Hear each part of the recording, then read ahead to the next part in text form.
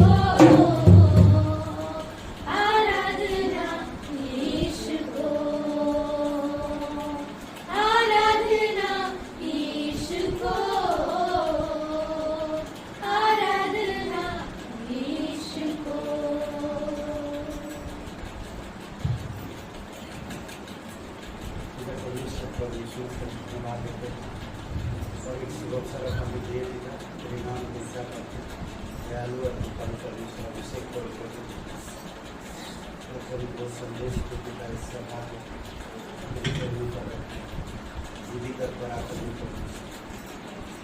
तेरा हृदय पिता लोगों पर तरस खाता है, तो लोगों को बचाने के लिए अपने इकलौता पुत्र को भेज दिया इस धरती पर।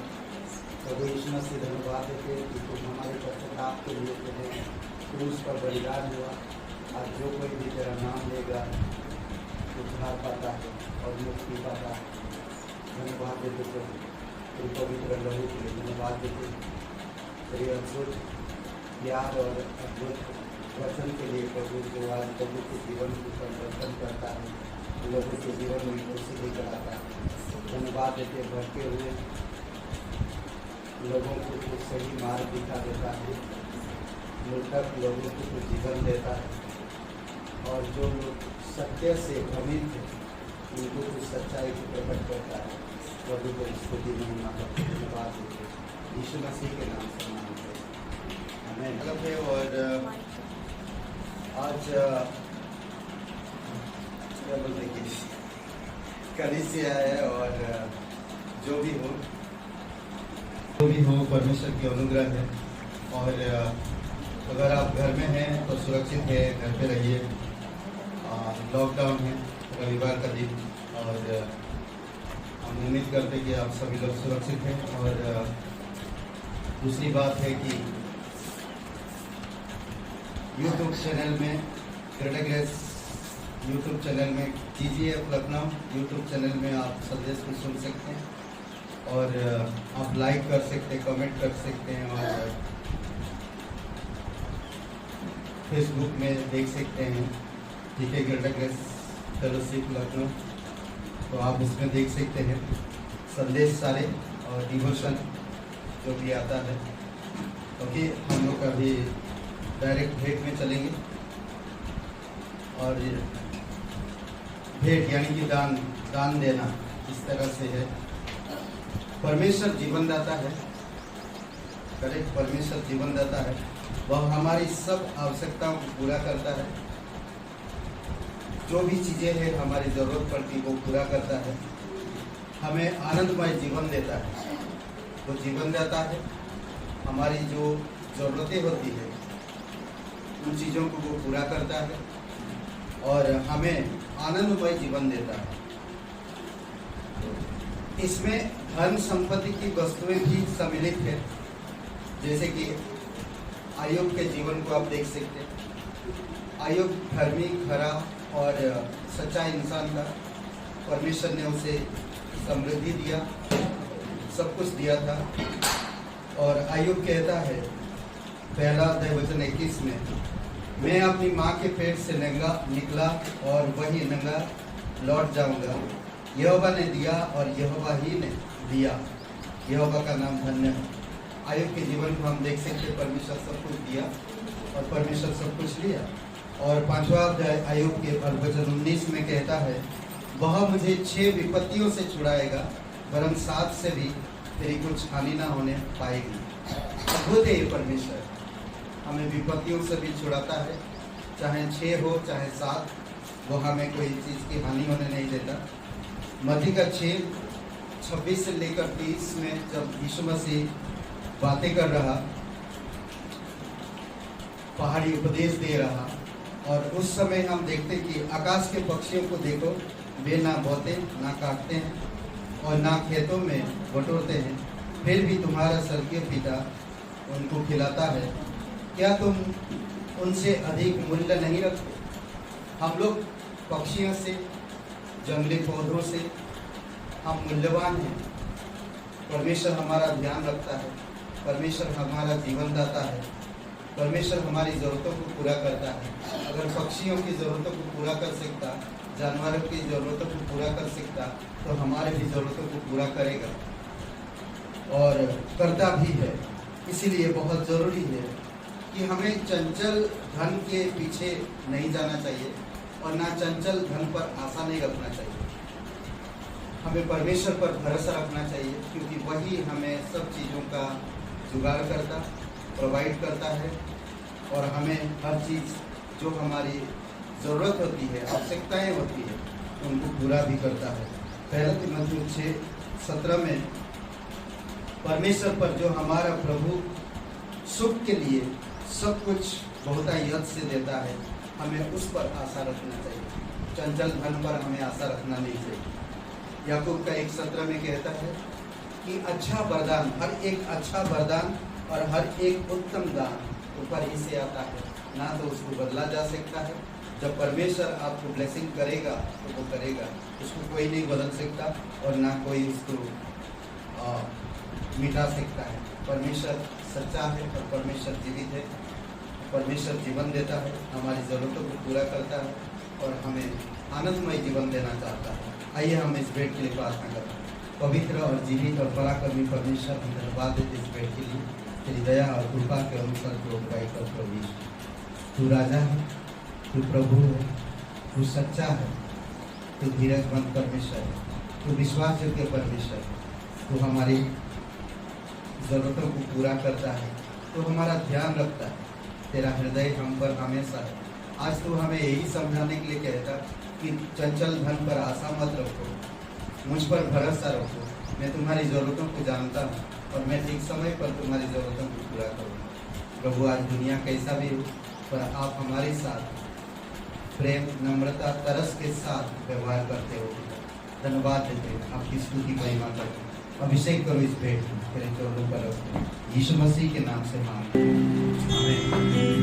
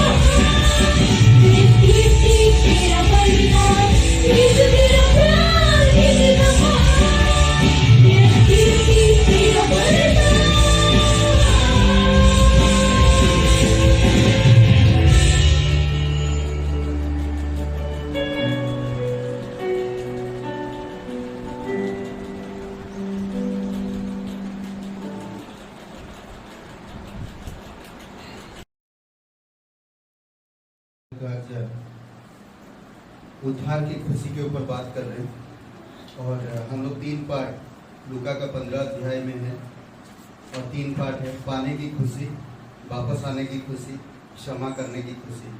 आज हम लोग देखेंगे दूसरी भाग वापस आने की खुशी, लूका का 15 अध्याय 11 से 24 में। आइए प्रार्थना करते हैं उससे पहले। पिता परमेश्वर प्रभु यीशु मसीह हम धन्यवाद देते प्रभु, तेरी आत्मा की सामर्थ से तेरी इच्छा के द्वारा तो अगुवाई कर पिता, जीवित और पराक्रमी परमेश्वर, दयालु और कृपालु परमेश्वर, धन्यवाद देते हैं। स्वर्ग और पृथ्वी बनने वाला पिता, तू चंगाई देता है, तू अन्न उपजाता है, तू प्राणियों को जीवित रखता है, तू जीवन दाता है और प्रत्येक लोगों को उनकी जो आवश्यकताएं, उनकी जो जरूरतें हैं पिता, उसे भी तू पूरा करता है। धन्यवाद देते प्रभु यीशु, तेरी स्तुति महिमा करते। लोगों की आंखें खोल पिता, लोगों की मन की विचार खोल दे प्रभु यीशु, लोग जान सके सच्चाई को। आकाश और पृथ्वी बनने वाला परमेश्वर तू हमारा करता है, लोग जान सके और तेरी महिमा कर सके। हर एक लोगों के विवेक में तूने अपनी छाप छोड़ा है पिता, और उसके द्वारा तू उनको प्रेरित कर कि वो तेरी महिमा कर सके, पश्चाताप करे और तेरी ओर फिरे पिता। धन्यवाद देते हैं, विश्वास के साथ प्रार्थना करते हैं। अभिषेक करो इस सभा को प्रभु यीशु, इस वचन को अभिषेक करो, तेरी आत्मा की सामर्थ से अगुवाई करो, यीशु मसीह के नाम से मांगते हैं, आमीन।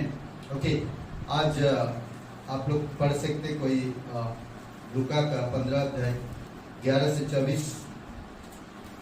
आप लोग अगर यूट्यूब में देख रहे हैं तो यूट्यूब में आप खुद वचन पढ़िए और पॉज कर दीजिए और फिर वचन पढ़ते रहिए कंटिन्यू। ओके, और आज हम देखेंगे कि इस अध्याय में वापस आने की खुशी, ये उड़ाऊ पुत्र की दृष्टांत है।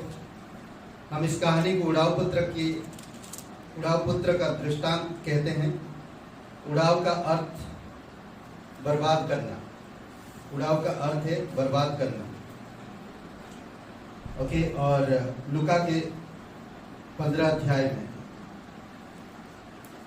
बर्बाद करना और धन संपत्ति अपनी मर्जी से वो बर्बाद किया।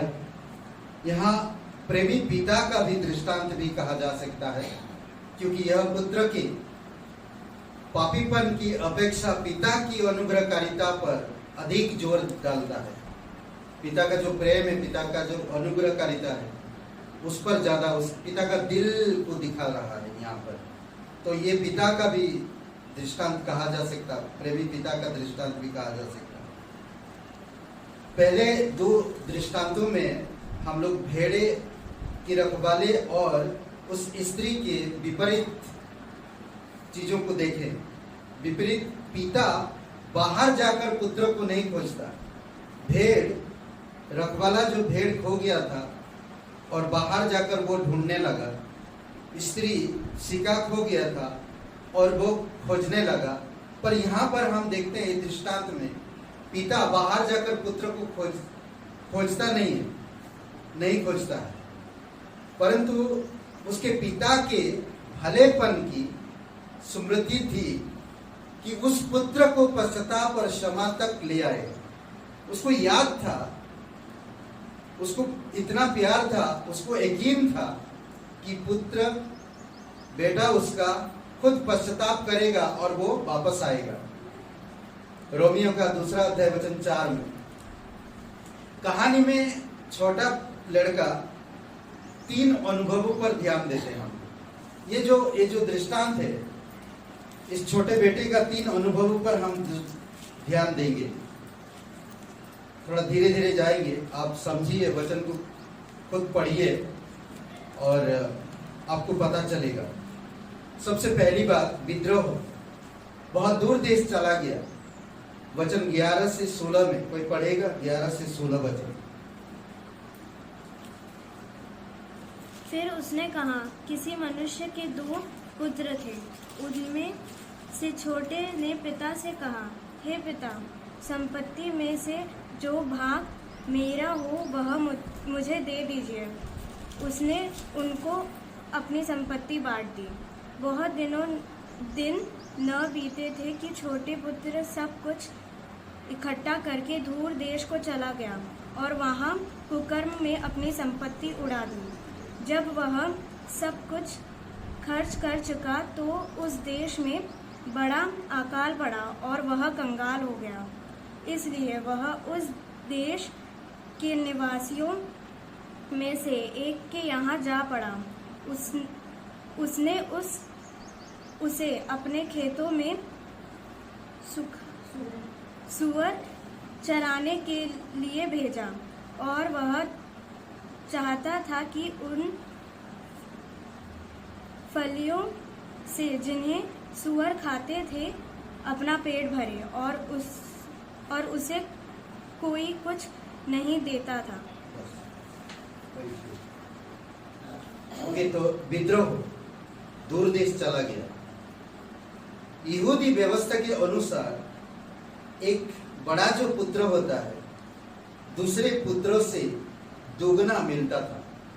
व्यवस्था विवरण 21 अध्याय वचन 17 में ये वहां का नियम था, यहूदी लोगों का नियम था, और इस नियम के आधार पर वो करते थे।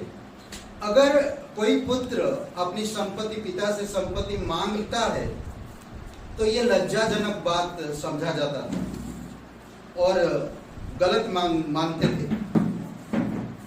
फिर भी पिता का दिल था, पिता को ये करना था कि दोनों को बंटवारा कर देना था और दोनों को दे देना था, इसीलिए वो सब कुछ दे दिया, बेटे को दे दिया। बड़े बेटे को कुछ भी नहीं दिया, परंतु उसे जो मांगा वो दे दिया। जो मांगता है पिता से तो उसकी कहते हैं कि वो माँ बाप का इज्जत नहीं करता, माँ बाप का बात नहीं मानता, और ऐसे लोगों को पत्थरवा किया जाता है। और उसकी माँ बाप उसको ले जाते हैं नगर में, और नगर में ले जाकर प्रधान जो लोग होते हैं उनके पास खड़ा करके कहता ये बेटा मेरा बात नहीं मानता है। और ये व्यवस्था विवरण के 21 अध्याय में आपको इसका पूरी दोनों का, जो बड़े बेटे का और जो कठोरता से अपनी संपत्ति मांगता है तो उनके प्रति दिया गया। एक व्यक्ति ने कहा एक मनुष्य की सबसे बुरी कठिनाइयां तब आरंभ होती है जब वह अपनी इच्छा अनुसार करने के योग्य हो जाता है। यह कितना सत्य है। खुद की मर्जी से जब इंसान चलते हैं, खुद की इच्छा अनुसार जब इंसान चलते हैं तो कठिनाइयों का सामना करते हैं। ये सत्य है। खुद की इच्छा अनुसार, अपनी समझ के अनुसार जब वो काम करते हैं तो ये मुसीबत और कठिनाइयों का आरंभ होता है उनके जीवन में। हम लोग आज देख रहे हैं दुनिया में हमेशा ही मुसीबतों की ओर बढ़ रहे लोग।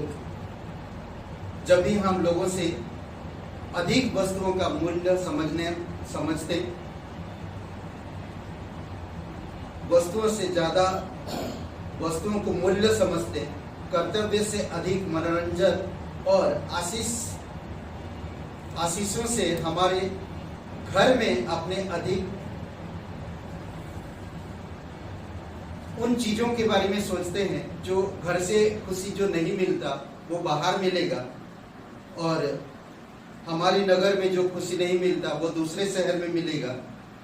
कई बार हम अपनी तरीके से ये सारी चीजों को प्राप्त करने के लिए कोशिश करते हैं और हम लोग इन सारी चीजों को प्राप्त नहीं कर पाते। हम उन मनोरंजन को ढूंढते हैं जिससे पैसा से खरीदा जा सकता है, फिर भी हम प्राप्त नहीं कर पाते हैं।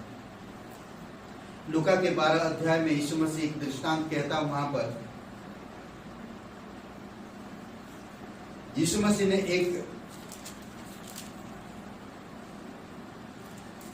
एक बार दो झगड़ते हुए भाइयों को चेतावनी देता है, चौकस रहो और लोभ से बचे रहो। लूका का 12 और वचन 15 में चौकस रहो और लोभ से बचे रहो। लोभ क्यों ऐसा कहा? उसने उनका न्याय क्यों नहीं किया? उनके बंटवारा के लिए उनका मदद क्यों नहीं किया? ऐसा क्यों कहा? क्योंकि लोभी मनुष्य कभी भी संतुष्ट नहीं हो सकता,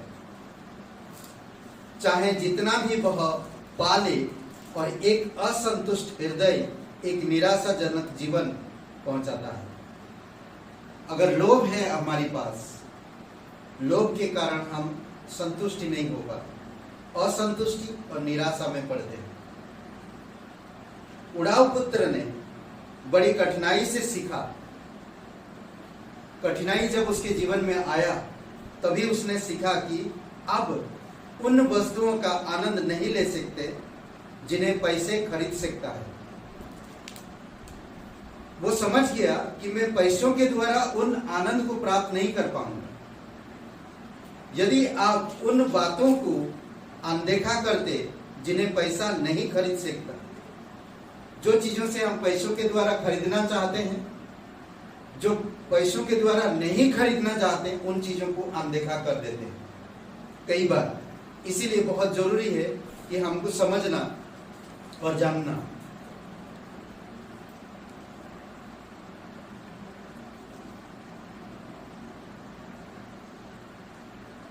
कि प्रेम, आनंद, शांति ये पैसों से हम खरीद नहीं सकते।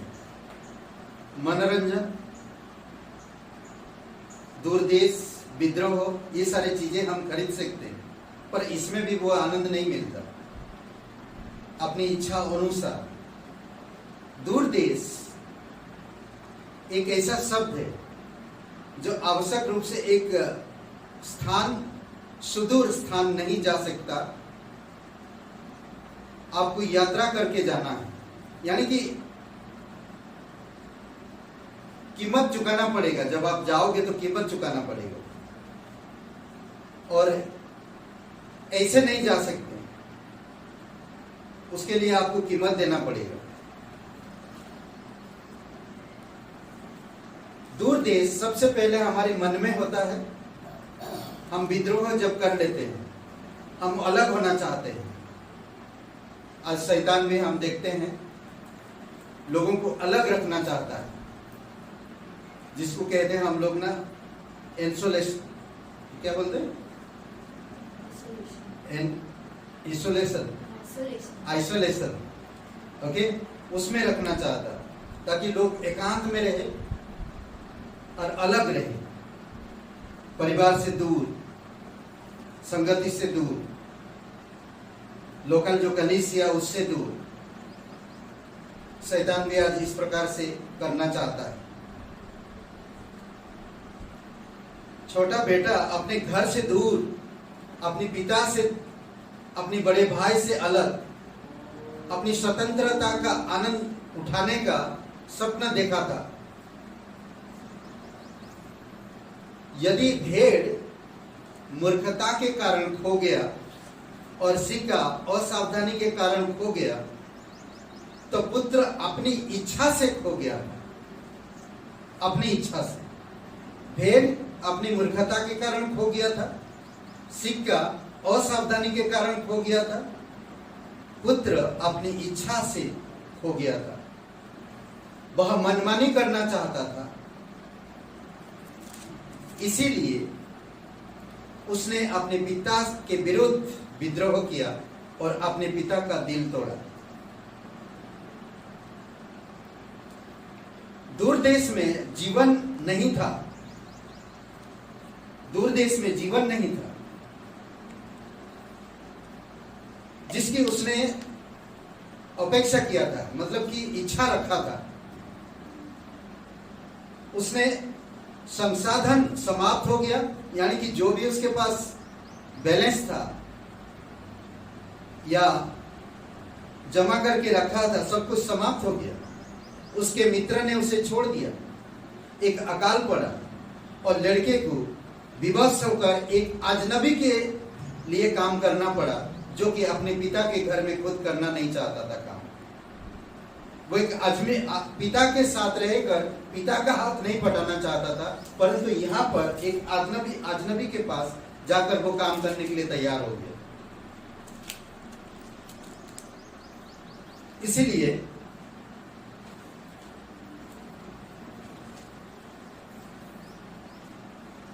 हमारे प्रभु का इस बात पर थोड़ा जोर या गौर करें।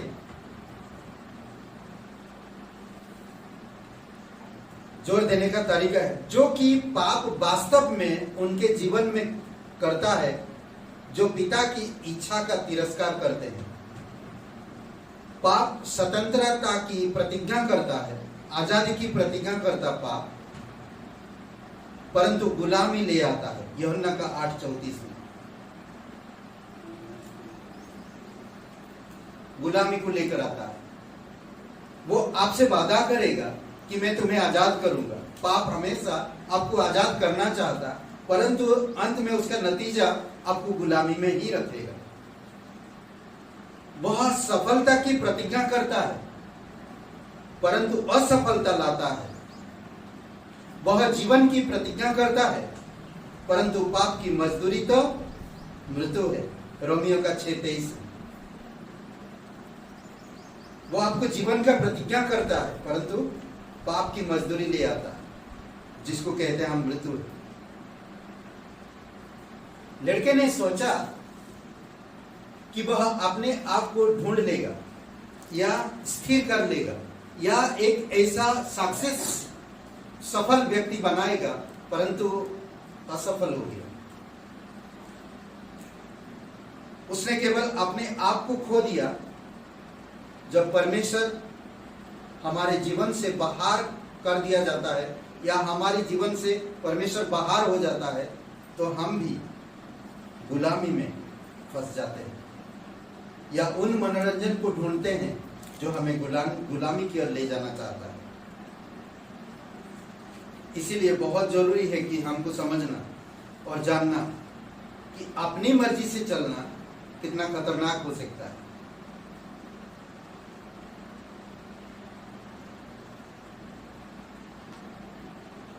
पश्चाताप, ये दूसरा पॉइंट। पहले था विद्रोह और ये पश्चाताप। वह अपने आप में आया। 17 से लेकर 19 वचन में।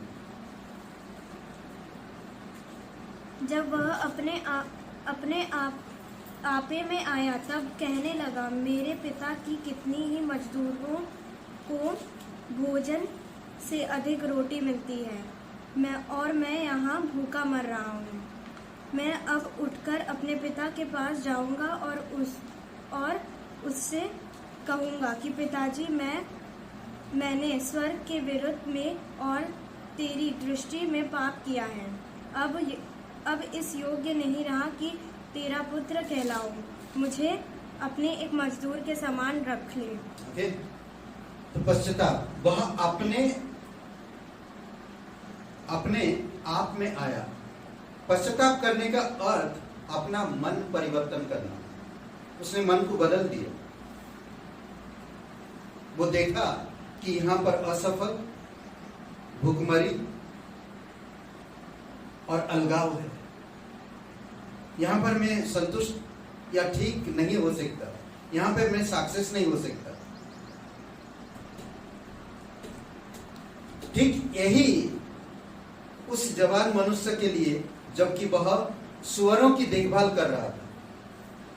यहूदी लड़के के लिए क्या काम? एक यहूदी लड़के के लिए इस प्रकार का काम अच्छा नहीं था और शोभा नहीं देता था।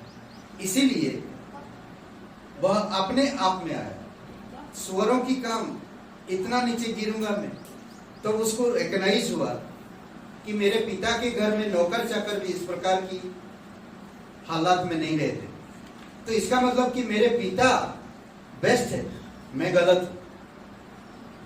मैं अपनी मर्जी से, अपनी मनमानी पिता के विरुद्ध में किया। अब मैं अपने आप में आया हूं और मैं अब वापस पिता के पास जाऊंगा। अपने आप में जो सुझाव ये लाया,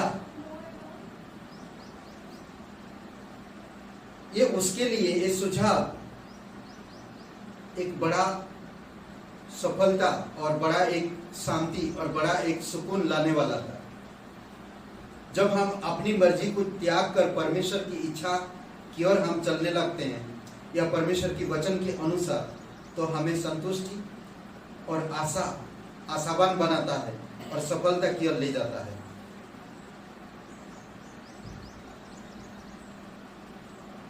शेक्सपियर विद्यार्थियों से कहा, किस प्रकार अगर हम परमेश्वर हमारे जीवन के हमारे अंदर से अगर परमेश्वर बाहर है तो हमारे अंदर शैतान जाग उठता है। हमारे अंदर शैतान यानी कि उस पशु हमारे अंदर जाग उठता और हमारे अंदर वो काम करता है। वो मनमानी करेगा, भक्ति का जीवन जीने नहीं देगा और हमारी मनोबल को हमें संसार की ओर ले जाएगा, जंगल की ओर, क्योंकि पशु जो होता है जंगली आदतों से भरा रहता है। तो वो कहते हैं इस प्रकार,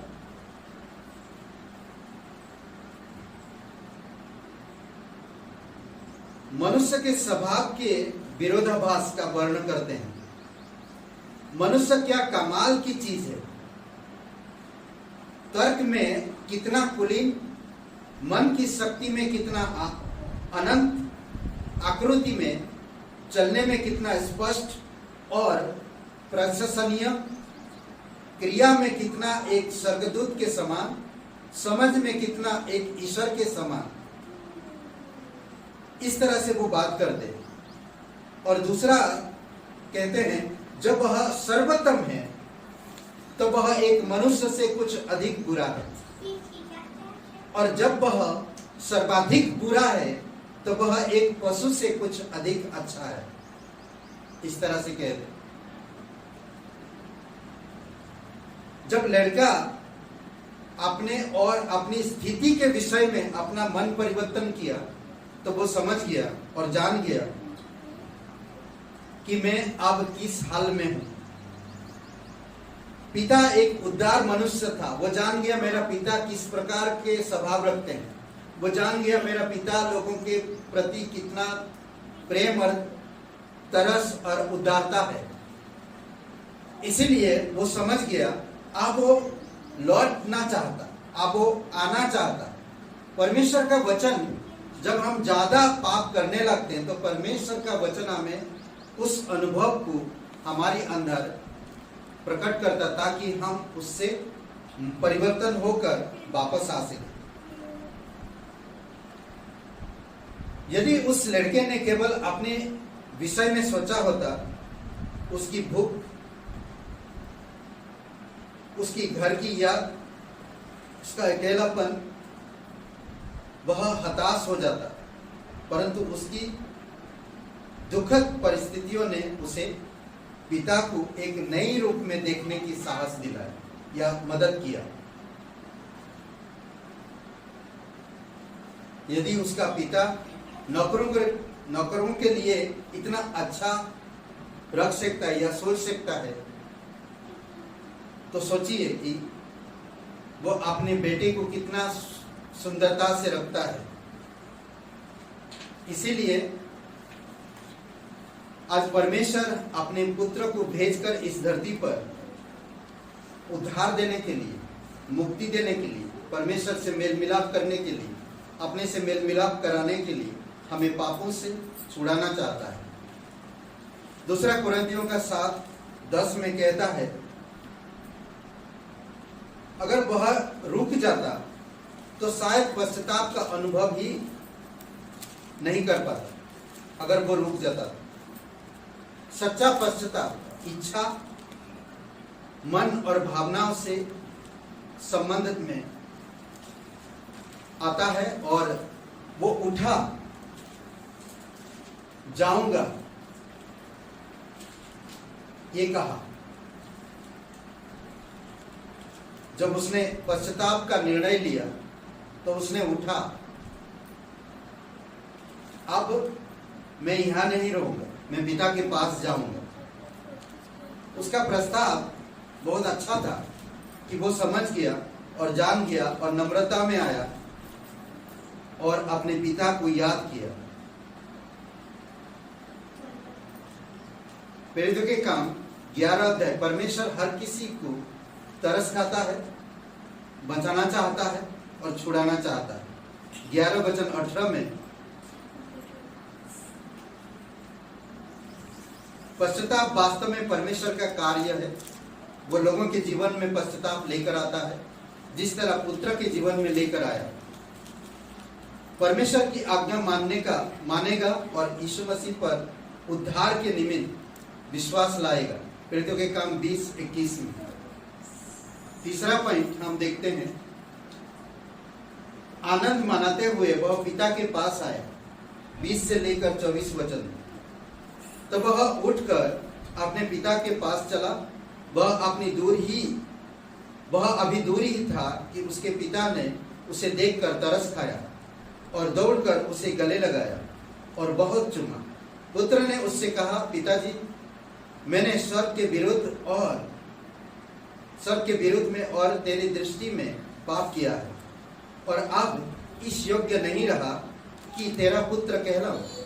परंतु पिता ने अपने दासों से कहा, झट अच्छे से अच्छा वस्त्र निकालकर उसे पहनाओ और उसके हाथों में अंगूठी और पांव में जूतियां पहनाओ और पला हुआ बछड़ा लाकर मारो, ताकि हम खाए और आनंद मनाए। क्योंकि मेरा यह पुत्र मर गया था, फिर जी गया, खो गया था, अब मिल गया है। और वे आनंद करने लगे।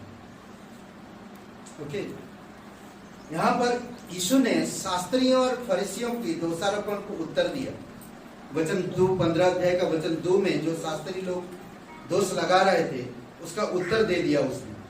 क्योंकि पिता ने केवल पुत्र का स्वागत करने के लिए दौड़ा, परंतु उसने लड़के के घर वापस आने के उपलब्ध में एक बड़े भोज का भी आयोजन किया, बड़े भोज की तैयारी किया और पूरे गांव को निमंत्रण दिया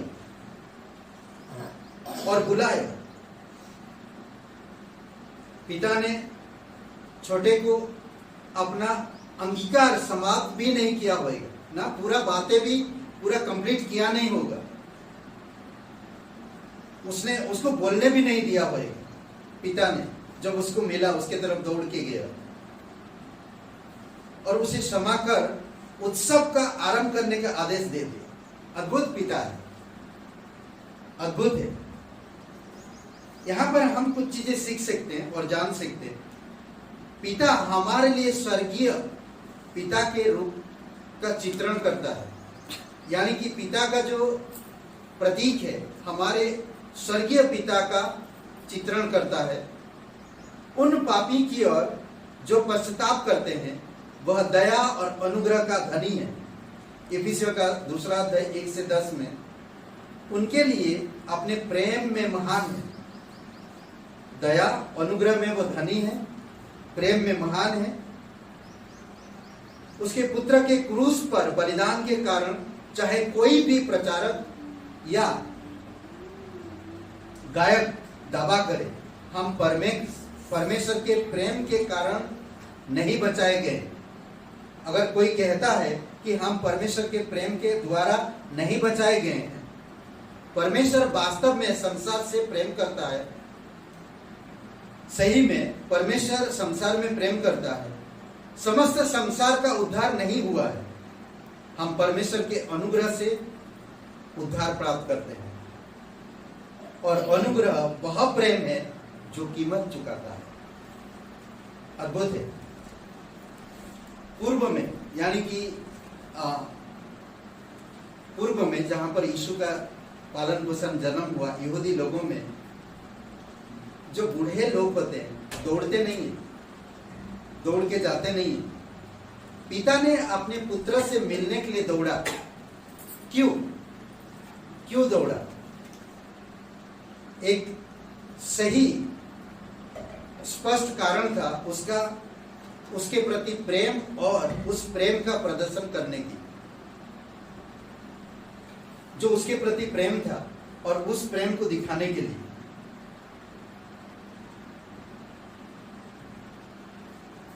कुछ और भी इस उड़ाव पुत्र ने अपने परिवार और गांव को कलंकित किया था, क्योंकि अगर इस प्रकार की काम अगर कोई बेटा करता है तो व्यवस्था में लिखा गया, यहूदी व्यवस्था में लिखा गया 21 अध्याय 18 से 21 में व्यवस्था विवरण, तो उसे पत्थरवा करके मार डाला जाना चाहिए था।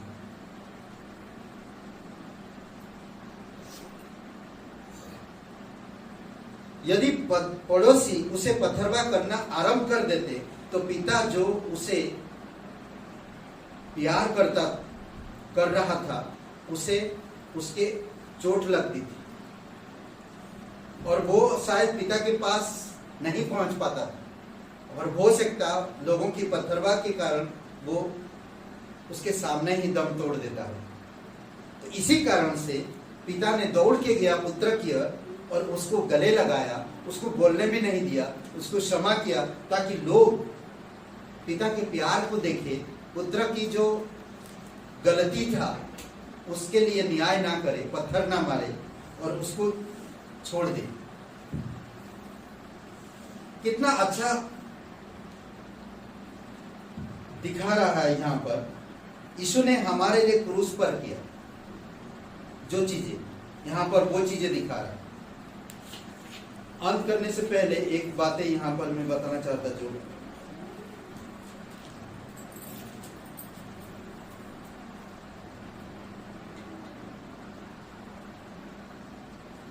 इफिसियों का 2 अध्याय 8-10 और तीतुस का 3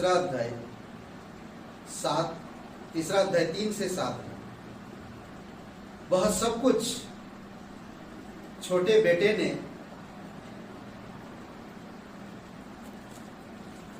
जो पाने की आशा की थी दूर देश में, उसने वापस घर आकर खोज लिया। जो दूर देश में उसे नहीं मिला वो कहाँ मिला? घर में मिला। खुशियां मनाना, पार्टी करना था, वो सब चीजें, नया कपड़ा मिला, जूते मिले, लोग मिले, दोस्त मिले, सब मिले। दूर देश में क्या हुआ था? पैसा नहीं था, उसके मित्र नहीं थे, कपड़े फट चुके थे, पैर में जूता नहीं था, खाने के लिए तरस रहा था। वो सारे चीजें यहां पर प्राप्त किया। कपड़े, जेवरात, मित्र, आनंद पूर्वक उत्सव, प्रेम और भविष्य के लिए आश्वासन। कितना अच्छा ना? ये हमारा परमेश्वर प्रभु यीशु मसीह के द्वारा क्रूस पर ये सारे चीजें कर चुके। किस बात ने अंतर किया यहां पर? यह कहने की अपेक्षा पिता मुझे दो, ऐसा कहा नहीं। उसने कहा पिता मुझे बना लो, मुझे अपना लो, मुझे बना लो, मुझे बेटा मत बनाओ पर मुझे नौकर बना दो, ये कहा। पिता मुझे दे दो नहीं कहा। कई बार हमें परमेश्वर से मांगते हैं, परमेश्वर मेरा ये काम हो जाए, मुझे ऐसा बन जाऊं मैं। नहीं, वो बेटा आकर ऐसा नहीं कहा। उसने कहा पिताजी मैं एक नौकर बनकर रहना चाहता हूं। ये सारी चीजें अर्जित नहीं किया जाता, ये प्राप्त होता है। जब हम अर्जित करने के लिए कोशिश करते हम हार जाते हैं, इन चीजों को प्राप्त नहीं कर पाते। परंतु ये हमें मिलता है जब हम पश्चाताप करते, जब हम परमेश्वर के पास नम्रता पूर्वक आते।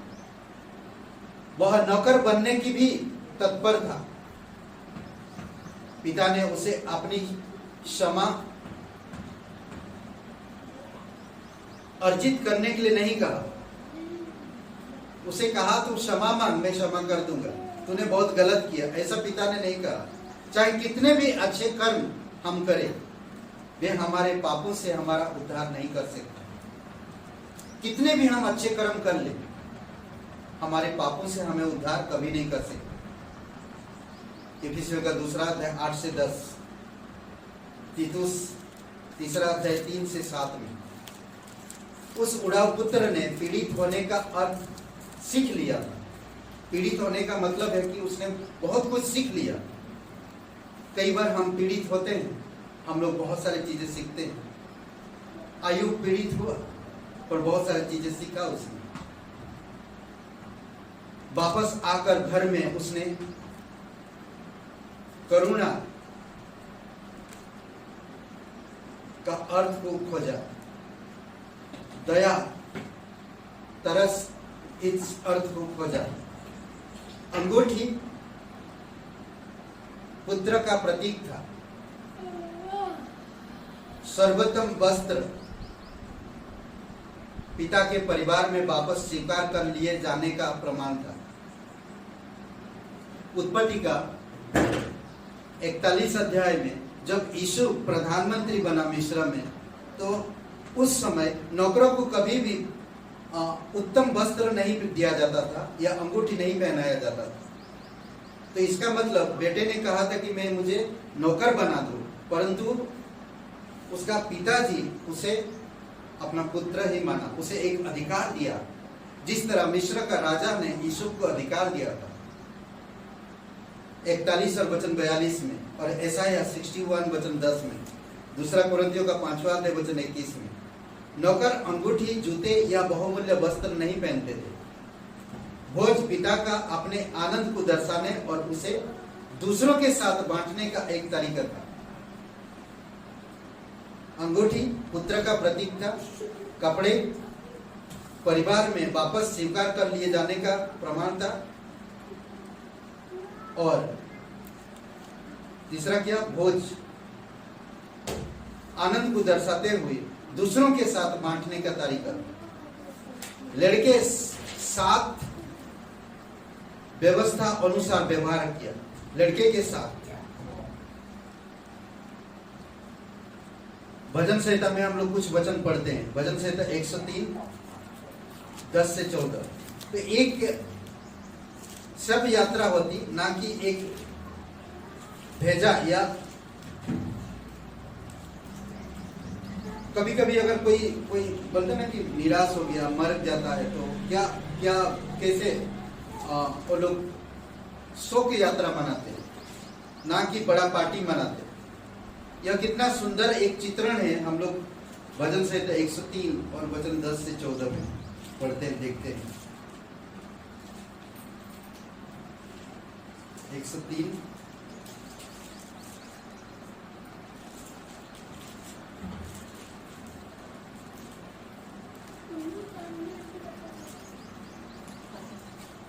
यदि लड़के के साथ व्यवहार अनुसार व्यवहार किया जाता तो एक सब यात्रा होती ना कि एक भोज। यह कितना सुंदर एक चित्रण है। उसने हमारे पापों के अनुसार हमसे व्यवहार नहीं किया, किसने? पिता ने। और ना हमारे अधर्म के कामों के अनुसार हमको बदला दिया है। जैसे आकाश पृथ्वी के ऊपर ऊंचा है, वैसे ही उसके करुणा उसके भय डरबियों के ऊपर प्रबल है। उदयाचल अस्ताचल से जितनी दूर है, उससे हमारे अपराधों को हमसे उतनी ही दूर कर दिया है। जैसे पिता अपने बालकों पर दया करता, वैसे ही यहोवा अपने डरबियों पर दया करता है, क्योंकि वह हमारी सृष्टि जानता है और उसको स्मरण रखता है कि मनुष्य मिट्टी ही है। यह अद्भुत बात है। जैसा व्यवहार करना चाहिए था पिता, वैसे व्यवहार नहीं किया। ठीक परमेश्वर भी वैसा ही है, जैसे हम पापी थे इफिसियों के 2 अध्याय में, वैसे व्यवहार नहीं किया, बल्कि हमें अद्भुत जीवन दिया। पिता ने अपने पुत्र के अनुभव के विवरण पर विचार करना बड़ा रोचक ना। अगर आप सोचेंगे पिता पुत्र के अनुभव पर विचार किया होगा, और एक बड़ा अलग चीज इसमें दिखता होगा। कहता बहुत सुंदर बात है ना। अगर आप खुलेंगे 15 अध्याय ना इसका, लूका का, बहुत सुंदर बातें कहता। 24 वचन, मेरा यह पुत्र मर गया था, फिर जी गया, खो गया था, अब मिल गया ना। यहाँ पर कहता वह मर गया था और अब जीवित है, वह खो गया था, अब मिल गया। प्रत्येक खोए हुए पापी का जो यीशु मसीह में विश्वास के द्वारा पिता के पास आते हैं, यही आत्मिक अनुभव है। हर एक जो खोए हुए पापी जो यीशु में विश्वास के द्वारा परमेश्वर पिता के पास आते हैं, यही आत्मिक अनुभव है। इफिसियों का 2 अध्याय 1 से 10 और यूहन्ना 5वां अध्याय वचन 24। उड़ाऊ पुत्र के पिता के पास आने, उड़ाऊ पुत्र अपने पिता के पास आना यीशु मसीह द्वारा हमारे पिता के पास आने में समानताएं और उन पर ध्यान देना। कुछ समानताएं, यीशु मसीह इस धरती पर आया, यीशु मसीह के द्वारा हम पिता से मिलते हैं, और उड़ाऊ पुत्र का और यीशु मसीह का समांतर देखते हैं। ओके, उड़ाऊ पुत्र और यीशु मसीह, ठीक है। यूहन्ना का 14 अध्याय और वचन 6 में, और उड़ाऊ पुत्र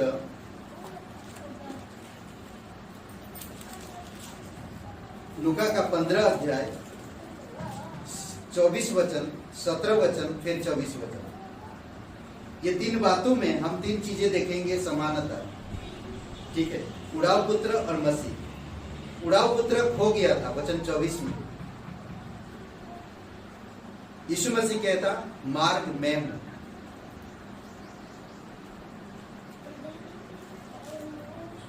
वह अज्ञान था, वचन 17 में लूका का उड़ाऊ पुत्र, वह अज्ञान था। सत्य में हूं। यीशु मसीह कहता, सत्य मैं हूं। वह मर गया था, वचन 24 में उड़ाऊ पुत्र मर गया था।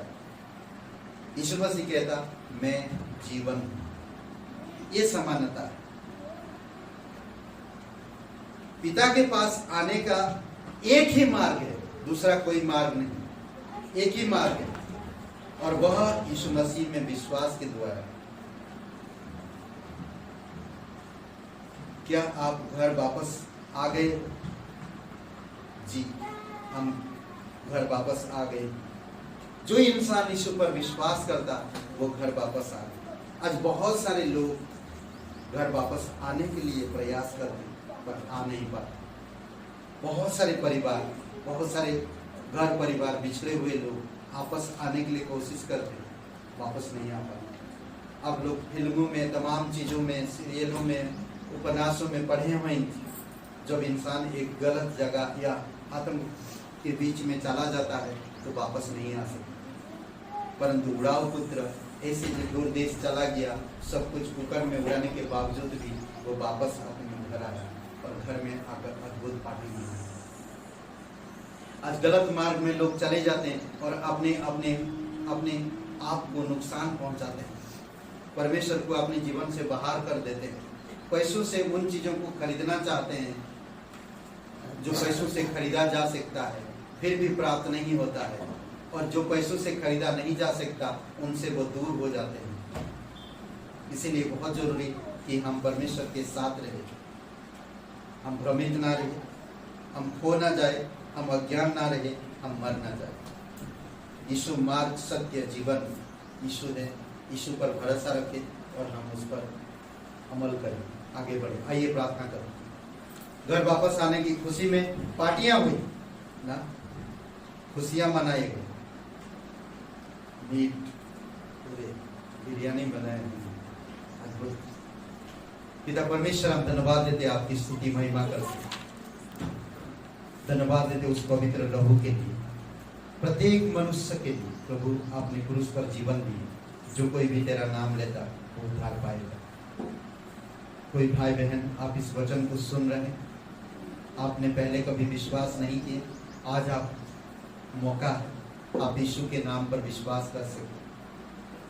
आज विश्वास करके आप नरक से, शैतान से और मौत से, असत्य से, अंधकार से, मृत्यु से आप बच सकते हैं। अगर आप बचना चाहते हैं, उद्धार पाना चाहते हैं, मुक्ति पाना चाहते हैं, तो मेरे साथ ये प्रार्थना को करें। कहिए, हे यीशु, मैं धन्यवाद करता हूँ, तू मुझसे प्रेम करता है। मैं जानता हूँ मैं एक पापी इंसान, मैं खुद को नहीं बचा सकता।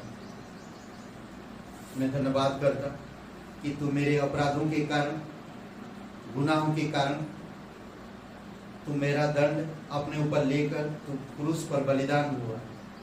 हे यीशु, मुझे माफ कर दीजिए, मेरे हृदय में आइए, मुझे नया जीवन दीजिए। मैं तन मन से तेरे बलिदान पर, तेरे जी उठने पर, तेरे गाड़े जाने पर, तेरे जी उठने पर मैं विश्वास करता हूँ, क्योंकि तेरा वचन कहता है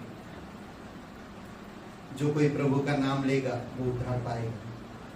धन्यवाद करता हूँ, तू मेरा मुक्तिदाता, तू मेरा उद्धार कर, तू जीवित परमेश्वर का एकलौता पुत्र यीशु नासरी।